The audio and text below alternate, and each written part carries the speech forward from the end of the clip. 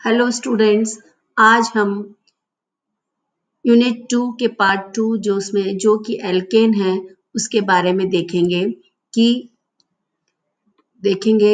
किस प्रकार से एल्केन्स को हम प्रिपेयर कर सकते हैं, एल्केन्स को हम बना सकते हैं। एल्केन्स को बनाने के लिए हम अनसैचुरेटेड हाइड्रोकार्बन्स का हाइड्रोजनीकरण भी करते हैं, डीकार्बोक्सिलीकरण, सोडियम सॉल्ट का डीकार्बोक्सिलीकरण से जो कि सॉल्ट ऑफ फैटी एसिड्स होते हैं उनसे भी हम एल्केन्स बना सकते हैं।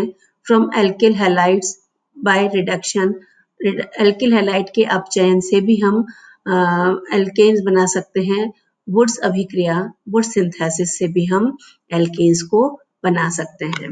Methods of preparation of alkanes, method of preparation में सबसे पहले हम देखते हैं alkane can be prepared by reduction of various organic compound, जैसे कि एल्कीन का अपचयन करने से हमको एथेन प्राप्त होती है। जैसे कि एल्कीन का करेंगे तो इनका H2 को यदि हम जोड़ते हैं तो हमको एथेन प्राप्त होती है। इसको हम एल्कीन्स को हम रेनी निकल की कैटलिस्ट में 473 डिग्री टू 573, जिसको हम की 300 डिग्री टेम्परेचर से भी 200 से 300 डिग्री टेम्परेचर के बीच में हम इसको रेनी निकल की उपस्थिति में यदि एल्कीन का हम अपचयन करते हैं तो डबल बॉन्ड सिंगल बॉन्ड में कन्वर्ट हो जाता है और इस अभिक्रिया को हम साबेटियर-सैंडरसन अभिक्रिया भी कहते हैं। और हम इस विधि से हम एसिटिलीन से एल्कीन भी बना सकते हैं और एल्कीन से हम एथेन भी बना सकते हैं। इस डीकार्बोक्सिलीकरण में हम देखते हैं कि जब सोडियम एसीटेट या salt of fatty acid, sodium salt of fatty acid जैसे कि सोडियम एसीटेट को यदि हम NaOH से सोडा लाइम से अभिक्रिया कराते हैं, सोडा और लाइम को की उपस्थिति में यदि हम हीट करते हैं तो हमें मेथेन प्राप्त होता है और ये स्टेप डाउन अभिक्रिया है। स्टेप डाउन अभिक्रिया में यहाँ पर 2 कार्बन संख्या थी, यहाँ पर हमको 1 कार्बन संख्या प्राप्त होती है। 1 कार्बन संख्या का एल्केन प्राप्त होता है, मेथेन प्राप्त होता है। इस अभिक्रिया को हम विकार्बोक्सिलीकरण अभिक्रिया भी कहते हैं और डीकार्बोक्सिलेशन कहते हैं। इसी प्रकार हम एल्किल हैलाइड के अपचयन से भी इसे हम बना सकते हैं। एल्किल हैलाइड के अपचयन जैसे कि हम methyl bromide CH3Br methyl bromide या जैसे इथाइल ब्रोमाइड का अपचयन कराते हैं जिंक और अल्कोहल की उपस्थिति में, जिंक कॉपर कपल की प्रेजेंस में, जिंक अल्कोहल की उपस्थिति में, तो हम उसको एथेन और मेथेन हमें प्राप्त होती है। वुड्स अभिक्रिया से भी हम जैसे मिथाइल आयोडाइड या एल्किल हैलाइड में वुड्स अभिक्रिया भी एक इम्पॉर्टेंट अभिक्रिया है। वुड्स अभिक्रिया में किसी भी मिथाइल आयोडाइड, जैसे हमने मिथाइल आयोडाइड लिया तो 2 अणु मिथाइल आयोडाइड के लेने होंगे और ये 2 सोडियम परमाणु लेंगे, 2 सोडियम लेना होगा। तो ड्राई ईथर की उपस्थिति में यदि हम इसका अभिक्रिया कराते हैं तो हमें एथेन प्राप्त होती है। When alkyl halide is treated with sodium metal in presence of diether as a solvent gives higher alkanes, तो हम इसमें देखते हैं हमने एक मिथाइल आयोडाइड जो 1 कार्बन संख्या का मिथाइल आयोडाइड है कि 2 अणु लिए थे, उसे हम एथेन प्राप्त करते हैं और एथेन जो प्राप्त करते हैं उसमें स्टेप अप अभिक्रिया जिसमें कि 2 कार्बन की संख्या वाले अणु होते हैं, ऐसे को हम इथेन कहते हैं और हमें वुड्स अभिक्रिया प्राप्त होती है। तो ड्रॉबैक्स ऑफ वुड्स रिएक्शन में हम देखते हैं कि इस वुड्स अभिक्रिया की कुछ कमियां भी हैं, जैसे कि इस अभिक्रिया में हम मेथेन नहीं बना सकते। Methane can not be prepared by this method. 3 degree alkyl halides do not give this reaction. इसमें केवल 2 degree alkyl halide और 1 degree alkyl halide यह अभिक्रिया देता है। Alkenes are produced as byproducts. इसमें एल्कीन बाई प्रोडक्ट के रूप में भी प्राप्त होती है। This method is suitable for preparation of alkanes having even number of carbon, जिसमें सम संख्या कार्बन की हो, उन्हीं के लिए ये सूटेबल है। तो अब हम देखते हैं कि physical properties of alkane. Alkane की फिजिकल प्रॉपर्टीज क्या होती है? Normal alkanes, as the number of carbon atom increases, melting point and boiling point increases due to increase in intermolecular forces। intermolecular forces के increase होने के साथ ही इनके मेल्टिंग पॉइंट और बॉइलिंग पॉइंट, क्वथनांक और गलनांक बढ़ते जाते हैं। Branched alkanes have lower boiling points than straight chain. Branched alkane जो होते हैं वो लोअर बॉइलिंग पॉइंट होती है बनिस्बत की स्ट्रेट चेन के। More the number of branches, lower is the boiling point, because increased branching surface area increase हो जाता है और decreases intermolecular forces।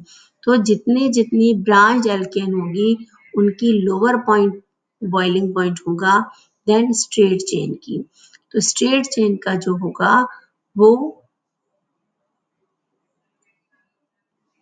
Boiling point जो होता है उनका कम होता है और मतलब ब्रांच चेन का लोअर होता है और स्ट्रेट चेन का ज्यादा होता है, क्योंकि उनके बीच में जो इंटरमॉलिक्यूलर फोर्सेस होते हैं वो more the number of branches lower is the boiling point. Boiling point जितनी ज्यादा ब्रांचेस होगी बॉइलिंग पॉइंट उतना ही कम होगा, बिकॉज जितनी ज्यादा ब्रांचिंग होती है उतना ही ज्यादा सरफेस एरिया जो होता है इंक्रीज हो जाता है, और सरफेस एरिया इंक्रीज होने से इंटरमॉलिक्यूलर फोर्सेस जो होते हैं वो डिक्रीज हो जाते हैं, इसलिए उनका बॉइलिंग पॉइंट कम होता है। एल्केन्स आर इन दोनों के बीच में कोई इंटरेक्शन नहीं रहता है, कोई भी आकर्षण नहीं रहता है। Alkanes are insoluble in water, water में इनसॉल्युबल होते हैं alkane, but soluble in non polar solvent, जैसे कि बेंजीन है, CHCl3 है, इनमें सॉल्युबल होते हैं। फर्स्ट फोर जो होते हैं एथेन, मेथेन, प्रोपेन, ब्यूटेन, वो सब होते हैं गैसेस होते हैं। C5 to C17 लिक्विड्स होती है, रिमेनिंग आर 17 के ऊपर जो होते हैं वो सॉलिड्स होते हैं। नेक्स्ट हम देखते हैं कि केमिकल प्रॉपर्टीज क्या है एल्केन्स की। केमिकल प्रॉपर्टीज में हम देखते हैं हैलोजिनेशन। तो सबसे पहले हम देखते हैं कि एल्केन का हम हैलोजनीकरण कैसे करते हैं। Alkane react with halogen like chlorine और bromine to form alkyl halide in presence of diffuse sunlight और यूवी लाइट बाय हीटिंग। तो या तो हम उसको डिफ्यूज कम सनलाइट में अभिक्रिया कराते हैं या यूवी सनलाइट में कराते हैं, और बाय हीटिंग यदि हम उसको करते हैं तो हमको हैलोजनीकरण उसका एल्केन का हो जाता है। तो क्लोरीनेशन ऑफ मीथेन हम कैसे करते हैं? In this reaction one by one, एक एक करके मीथेन के ऊपर या एल्केन के ऊपर जो हाइड्रोजन होता है वो हैलोजन से रिप्लेस होके या क्लोरीन से रिप्लेस होके मिक्सचर ऑफ प्रोडक्ट बनाता है। Alkyl halides is obtained by limiting supply of chlorine. Chlorine की सप्लाई कम करने पर हमको एल्किल हैलाइड प्राप्त होते हैं। जैसे कि मेथेन को Cl से अभिक्रिया करते हैं तो यूवी सनलाइट की प्रेजेंस में ये CH3Cl बनता है। जब ये CH3Cl मिथाइल क्लोराइड वापस Cl2 से अभिक्रिया करता है तो CH2 एक हाइड्रोजन उसका और हट जाता है और हमको CH2Cl2 मिलता है। ये CH2Cl फिर एक हाइड्रोजन से अभिक्रिया क्लोरीन से अभिक्रिया करके HCl निकल जाता है और CHCl3 इस प्रकार उसके चारों जो है वो हाइड्रोजन हटके कार्बन टेट्राक्लोराइड बन जाता है। तो क्लोरीनेशन ऑफ मीथेन में हम कौन सा मैकेनिज्म अभिक्रिया का प्रयोग करते हैं? उस अभिक्रिया को हम चेन रिएक्शन या mechanism of halogenation कहते हैं।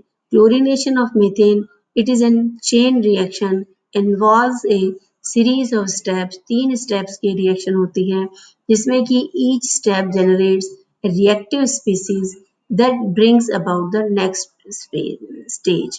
step. तो हर स्टेप में उनकी अलग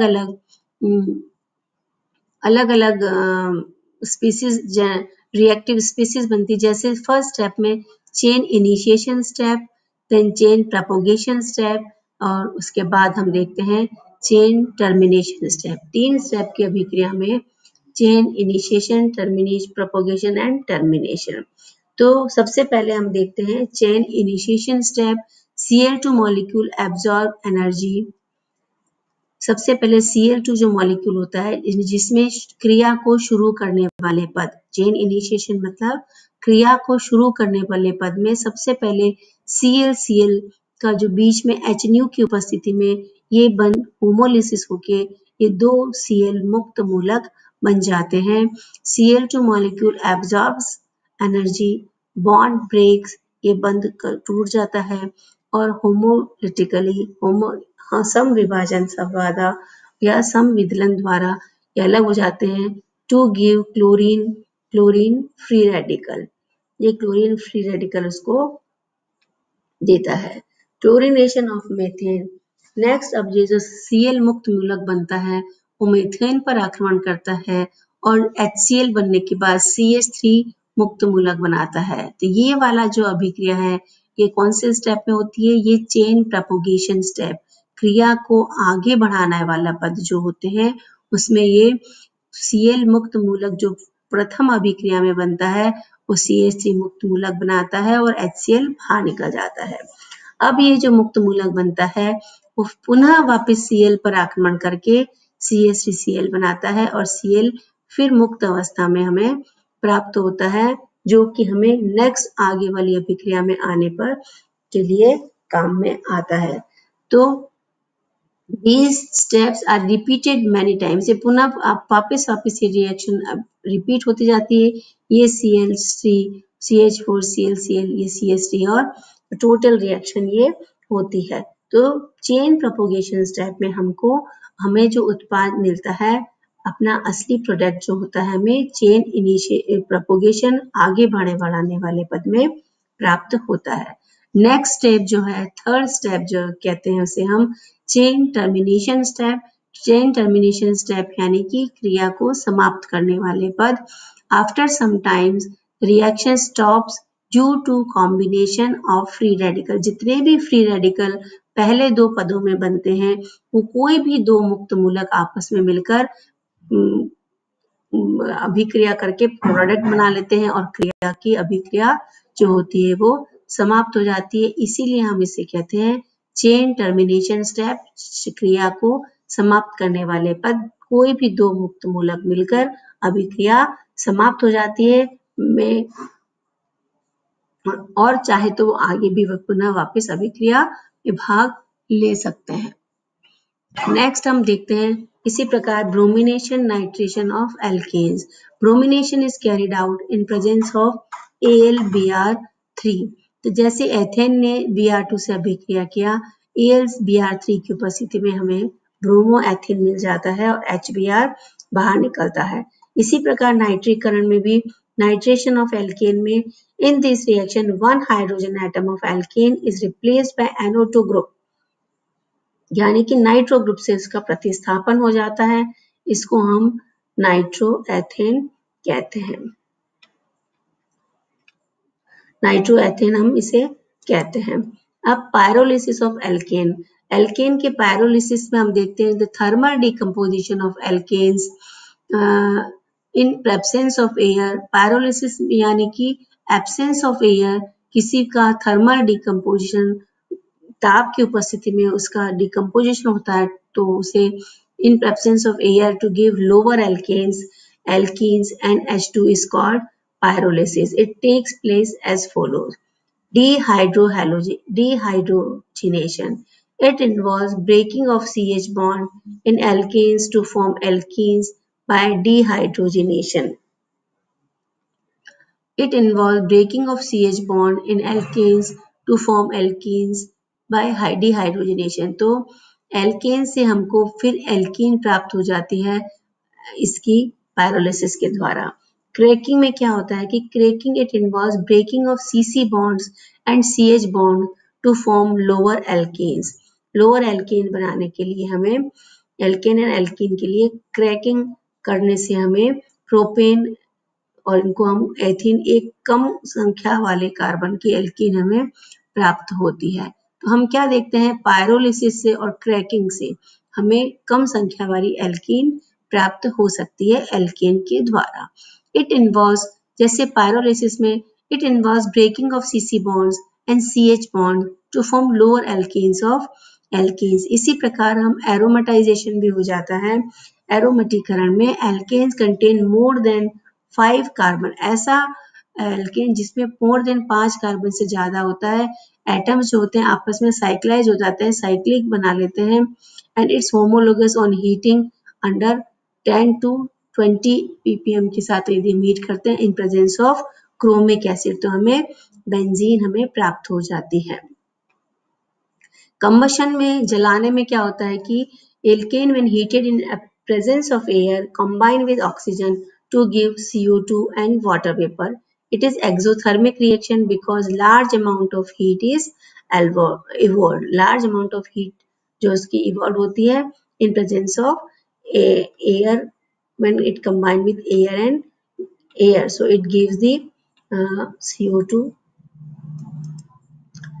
ना यूजेस ऑफ एल्केन्स में हम देखते हैं as a fuel LPG, CNG, petrol, diesel आदि में यूज होती है। इसी प्रकार liquid alkane is use as a solvent. C70 to C20 uses as a lubricants, C21 to C30 as a lubricant base for preparation of cosmetics and candles. As a source of hydrogen की तरह भी use आता है ये। Incomplete combustion give carbon black for manufacturing of printing, ink, polishes, pigments etcetera. तो अब हम देखते हैं कि किस प्रकार से यूजेस ऑफ एल्केन्स और हैं और हमने इसका प्रिपरेशन देखा और आप इसे अच्छे से याद कर लीजिए। नेक्स्ट वीडियो में हम एल्कीन्स के और एल्काइंस के बारे में देखेंगे।